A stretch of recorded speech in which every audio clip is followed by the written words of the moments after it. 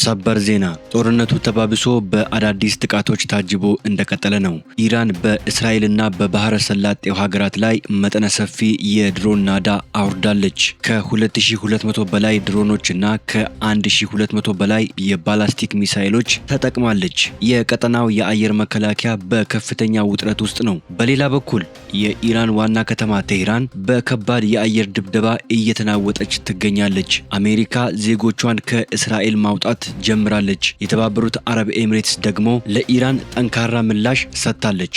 በሽብርተኞች አንንበረገግም ስትልም ነው በውጭ ጉዳይ ሚኒስትሯ በኩል ጠንካራ ምላሽ የሰጠችው። በሌላ በኩል ኢራን በሆርሙዝ ባህረ ሰላጤ በኩል የሚደረገው የመርከቦች እንቅስቃሴ እጅግ ተቀንሶ መገታቱ ተጠያቂው አሜሪካ የጀመረችው ጦርነት እንጂ ኢራን አይደለችም ስትል ወቀሳ ሰንዝራለች። ወደ አስገራሚውና አነጋጋሪው መረጃ ስንሸጋገር ደግሞ እስራኤል በአንድ ቦምብ የምትጠፋ ሀገር ናት ተብሏል። በዝርዝር ይሄንንም ይዘናል።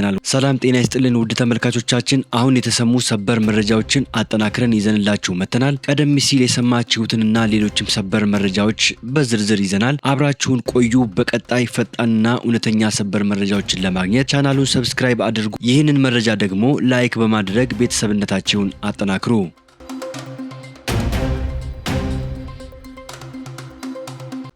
በቅድሚያ የኢራን ዋና ከተማ ቴህራን በከባድ የአየር ድብደባ እየተናወጠች ነው። የትራምፕ የ48 ሰዓት የጊዜ ገደብ ሊያበቃ ጥቂት ሰዓታት ሲቀሩት ቴህራን በእሳት ተከባለች። የእስራኤል አየር ኃይል በኢራን ዋና ከተማ ቴህራን ላይ እጅግ መጠነ ሰፊና አስከፊ የአየር ድብደባ መክፈቱን የሚገልጹ ምስሎችና ቪዲዮዎች እየወጡ ነው። በከተማዋ ሰማይ ላይ ግዙፍ የእሳት ፍንዳታዎች እየታዩ ሲሆን ጥቃቱ የገዢውን ስርዓት ቁልፍ የሆኑ ወታደራዊና ስልታዊ ቦታዎችን ኢላማ ያደረገ መሆኑ ተነግረዋል። ፕሬዝዳንት ዶናልድ ትራምፕ የሆርሙዝ ወሽመጥ በአስቸኳይ ካልተከፈተ የኃይል ማመንጫዎችን አውድማለሁ በማለት የሰጡት የ48 ሰዓት ገደብ ሊጠናቀቅ 24 ሰዓት ያነሰ ጊዜ ብቻ ነው የቀረው። በተባባሪ ኃይሎች ጥቃት በቴህራን እምብርት የሚገኙ የሪፐብሊካን ጋርድና ሌሎች የጸጥታ መዋቅሮች ክፉኛ እየተመቱ መሆኑ መረጃዎች ያመላክታሉ። ኢራን ወሽመጡን መዝጋቷና በእስራኤል ላይ የምታደርገውን የሚሳኤል ድብደባ ተከትሎ አሁን ዋና ከተማዋ ለከፍተኛ ዋጋ እየተዳረገች ትገኛለች። ቴህራን በአሁኑ ወቅት በከፍተኛ ጭስና እሳት ተውጣለች። የትራምፕ ማስጠንቀቂያ ወደ ተግባር ከመቀየሩ በፊት ማለትም የኃይል ማመንጫዎቿ ከመመታታቸው በፊት ይህ የእስራኤል ጥቃት መጀመሩ የኢራን መሪዎች ያላቸውን አማራጭ ይበልጥ እንዲያጠበው ያደርጋቸዋል። ቴህራን ወደ ጨለማ ከመግባቷ በፊት የሆርሙዝ ወሽመጥ ለመክፈት ትገደድ ይሆን? ይህንን የሚቀሩት ጥቂት ሰዓታት የሚወስኑ ይሆናል። አሜሪካ ዜጎቿን ከእስራኤል ማውጣት ጀመረች። የተባበሩት አረብ ኤሚሬትስ ደግሞ ለኢራን ጠንካራ ምላሽ ሰጠች። በሽብርተኞች አንንበረገግም ስትልም ነው በውጭ ጉዳይ ሚኒስትሯ በኩል ጠንካራ ምላሽ የሰጠችው። በእስራኤል የሚገኘው የአሜሪካ ኤምባሲ በሀገሪቱ የሚገኙ አሜሪካውያን ዜጎችን በየብስ ትራንስፖርት ለማውጣት ዝግጅቱን አጠናቋል። አውቶቡሶች ከነገ ጀምሮ ከቴል አቪቭ እና ከኢየሩሳሌም ተነስቶ በሼክ ሁሴን ድንበር በኩል ወደ ዮርዳኖስ ዓለም አቀፍ አውሮፕላን ማረፊያ ይጓዛሉ። ይህ እርምጃ የተወሰደው የቤን ጉሪዮን አውሮፕላን ማረፊያ እንቅስቃሴ እጅግ በመገደቡ እና የኢራን ሚሳኤል ጥቃቶች በመቀጠላቸው ነው። የተባበሩት አረብ ኤሚሬትስ የውጭ ጉዳይ ሚኒስቴር ሼክ አብዱላህ ቢን ዛይድ አል ናህያን በኤክስ ገጻቸው ባሰፈሩት መልእክት ሀገራቸው በሽብርተኞች አትንበረገግም ሲሉ በይፋ አስታውቀዋል። ኤሚሬትስ ባለፉት ጥቂት ቀናት ብቻ ከኢራን የተተኮሱ በመቶዎች የሚቆጠሩ ባላስቲክ ሚሳኤሎችንና ድሮኖችን በአየር ላይ መከላከያ ስርዓቷ መምታቷን ገልጻለች። ሚኒስትሩ ይህንን ያሉት ከፈረንሳይ ዲፕሎማቶች ለቀረበባቸው ወቀሳ ምላሽ ሲሰጡ ሲሆን ኤሚሬትስ ከአሜሪካ ጋር ያላትን የጸጥታ ትብብር ይበልጥ እንደምታጠናክርም አመላክተዋል። አሜሪካ ዜጎቿን ከእስራኤል ለማውጣት መወሰኗ ጦርነቱ ወደ ከፋ ደረጃ ሊሸጋገር እንደሚችል ያላትን ስጋት ያሳያል። በሌላ በኩል ኤሚሬትስ ለኢራን ዛቻ የሰጠችው ግልጽ ምላሽ የባህረ ሰላጤው ሀገራት ከኢራን በሚሰነዘርባቸው ጥቃት እንደማይንበረከኩ ለዓለም ያሳዩበት ጠንካራ አቋም ተደርጎ ተወስዷል።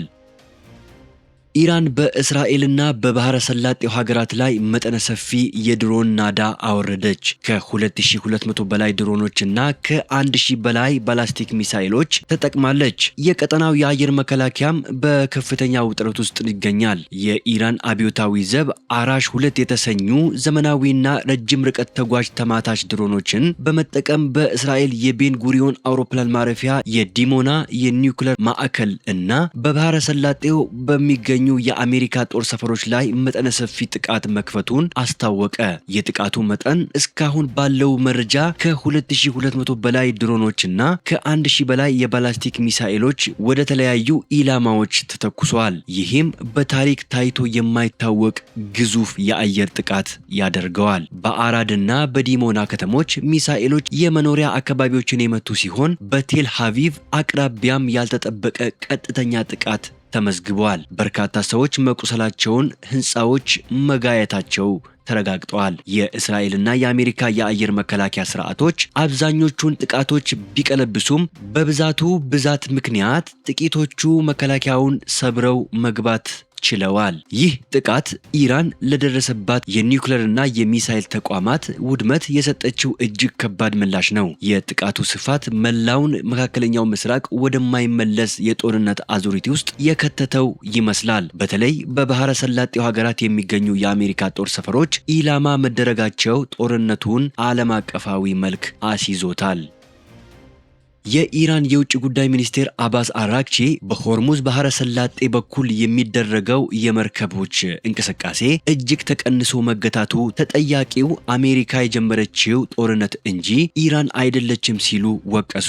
ሚኒስቴሩ በማህበራዊ ሚዲያ ገጻቸው ባሰፈሩት መልእክት መርከቦች በባህረ ሰላጤው ለማለፍ የሚያመነቱት የኢንሹራንስ ኩባንያዎች አሜሪካ የጀመረችውን የፍላጎት ጦርነት በመፍራታቸው እንደሆነ ገልጸዋል። አባስ አራግቺ ይህን መልእክት ያስተላለፉት ፕሬዝዳንት ዶናልድ ትራምፕ እስከ ሰኞ ድረስ የሆርሙዝ ባህረ ሰላጤ ሙሉ በሙሉ ክፍት ካልሆነ የኢራንን የኃይል ማመንጫ መሰረተ ልማቶች አወድማለሁ በማለት ለሰነዘሩት ጠንከር ያለ ማስጠንቀቂያ ምላሽ ለመስጠት ነው። ሚኒስትሩ ሲቀጥሉም ማንኛውም የኢንሹራንስ ሰጪ ኩባንያም ሆነ ማንኛውም ኢራናዊ በዛቻ አይንበረከክም፣ ይልቁንም አክብሮትን ይሞክሩ ሲሉ ለአሜሪካ አስተዳደር ጥሪ አቅርበዋል። ምንም እንኳን የውጭ ጉዳይ ሚኒስትሩ ባህረ ሰላጤ አልተዘጋም የሚለውን የኢራን መደበኛ አቋም በድጋሚ ቢያንጸባርቁም የሀገሪቱ ወታደራዊ አመራሮች ግን የኢራን አጋር ያልሆኑ ሀገራት መርከቦችን እንደሚመቱ በተደጋጋሚ እያስጠነቀቁ ይገኛሉ። ይህ በሚኒስትሩ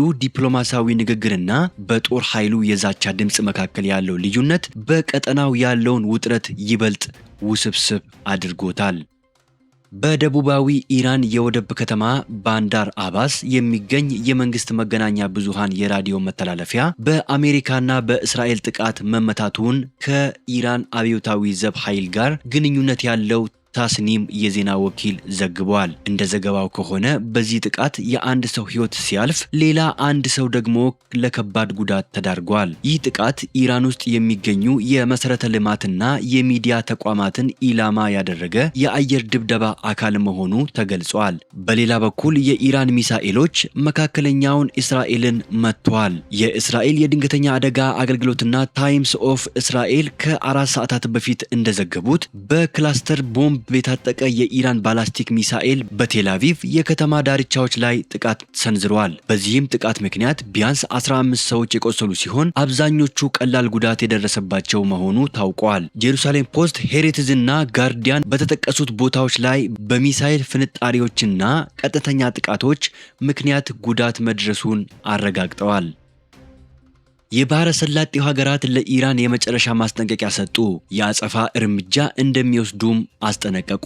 በሪያድ የተካሄደውን የመሪዎች ጉባኤ ተከትሎ መግለጫ የሰጡት የቱርክ የውጭ ጉዳይ ሚኒስቴር ሃካን ፊንዳን የባህረ ሰላጤው ሀገራት ለኢራን የመጨረሻ ማስጠንቀቂያ ማስተላለፋቸውን ገልጸዋል። በግዛታቸው ላይ የሚፈጸሙ ጥቃቶች የማይቆሙ ከሆነ አስፈላጊውን የአጸፋ እርምጃ ለመውሰድ የሚገደዱ መሆናቸውን አክለዋል። ሚኒስትር ፊዳን በባህረ ሰላጤው ሀገራት ላይ የሚሰነዘሩት ጥቃቶች ምክንያታዊ ያልሆኑና በሰፊው ከአሜሪካ፣ እስራኤል፣ ኢራን ግጭት ጋር የማይገናኙ መሆናቸውን ጠቁመዋል። ሀገራቱ ለጦርነቱ መከሰት ምንም አይነት ድርሻ እንደሌላቸው ቢገልጹም በሲቪልና በኢኮኖሚ መሰረተ ልማቶች ላይ ቀጥተኛ ጥቃቶች እየተፈጸሙባቸው መሆኑን አሳስበዋል። በቀጠናው የአሜሪካ ጦር መገኘትና ውጥረቱ እያየለ መምጣት ግጭቱን ይበልጥ ውስብስብ እያደረገው ሲሆን የሀገራቱ ትዕግስት መሟጠጥም ሰፊ ቀጠናዊ ቀውስ ሊያስከትል እንደሚችል ተሰግቷል። የማስጠንቀቂያው መልእክት ግልጽና ቀጥተኛ ነው። ጥቃቶቹ በአስቸኳይ ይቁሙ፣ ካልሆነ ግን ሀገራቱ ለሚወስዱት እርምጃ ኢራን ኃላፊነቱን ትወስዳለች ሲሉ ነው ማስጠንቀቂያቸውን ያስተላለፉት። እስራኤል በአንድ ቦምብ የምትጠፋ ሀገር ናት ሲሉ የአሜሪካው የመካከለኛው ምስራቅ ልዩ መልእክተኛ ስቲቭ ዊትኮፍ ተናገሩ። ትራምፕ እስራኤል ኒውክለር አትተኩስም ሲሉ ተደምጧል። ስቲቭ ደግሞ የአንድ ቦምብ ሀገር በማለት እስራኤልን ስጋት የከበባት ሀገር እንደሆነች በመግለጽ ራሷን ቀድማ የመከላከል እርምጃ ልትወስድ እንደምትችል ገልጸዋል። የአሜሪካው የመካከለኛው ምስራቅ ልዩ መልእክተኛ ስቲቭ ዊትኮፍ እስራኤል ያላትን ከፍተኛ የደህንነት ተጋላጭነት ለመግለጽ የተጠቀሙበት የአንድ ቦምብ ሀገር ዋን ቦምብ ካንትሪ የሚለው አባባላቸው በዓለም አቀፍ የፖለቲካ መድረክ መነጋገሪያ ሆነዋል። ዊትኮፍ ከሲኤንቢሲ ጋር በነበራቸው ቆይታ እንደገለጹት እስራኤል ያላት የቆዳ ስፋት እጅግ አነስተኛ መሆን ለየት ያለ የህልውና ስጋት ይፈጥርባታል ብለዋል። እንደ አሜሪካ ወይም ሩሲያ ያሉ ሰፋፊ ሀገራት የአንድ ኒውክለር ጥቃት ቢሰነዘርባቸውም የመትረፍ ዕድላቸው ከፍተኛ ሲሆን፣ እስራኤል ግን በአንድ ኒውክለር ቦምብ ብቻ ከካርታ ልትጠፋ እንደምትችል ገልጸዋል። ችግር ቢገጥማት እስራኤል ስትራቴጂካዊ ጥልቀት ስለሌላት ወደ ኋላ የምታፈግፍግበት ሰፊ መሬት የላትም። ስለዚህ ማንኛውም መጠነ ሰፊ ጥቃት የሞትና የሽረት ጉዳይ ይሆንባታል። ይህ ንግግር በዋናነት የኢራንን የኒውክሌር መርሃ ግብር ለመገደብ አሜሪካ የምታደርገውን ጥረት ለማስረዳት የታለመ ነው። ዊትኮፍ የኢራን ኒውክሌር የታጠቀች ሀገር መሆን ለእስራኤል ቀጥተኛ የጥፋት ስጋት መሆኑን አሳስበዋል። መልእክተኛው ይህን ማለታቸው አሜሪካ ለእስራኤል የምታደርገውን ወታደራዊና የቴክኖሎጂ ድጋፍ አስፈላጊነት ለማጉላት እንደሆነ ይታመናል። ይህ አስተያየት በመካከለኛው ምስራቅ ያለውን ውጥረት ሊያባብስ እንደሚችል ተንታኞች ይገልጻሉ። በተለይም እስራኤል ከጥፋት ለመዳን ስትል በኢራን የኒውክሌር ተቋማት ላይ የቅድመ መከላከል ጥቃት የመሰንዘር መብት እንዳላት ለማሳየት እንደ መከራከሪያ ሆኖ ሊያገለግል ይችላል። ውድ ተመልካቾቻችን ለሰዓቱ የተሰሙ ሰበር መረጃዎች ወደ እናንተ ያደረስናቸው ናቸው። በሌላ መረጃ እስከምንገናኝ በያላችሁበት ቸር ቆዩልን። ሰላም ለዓለማችን ይሁን።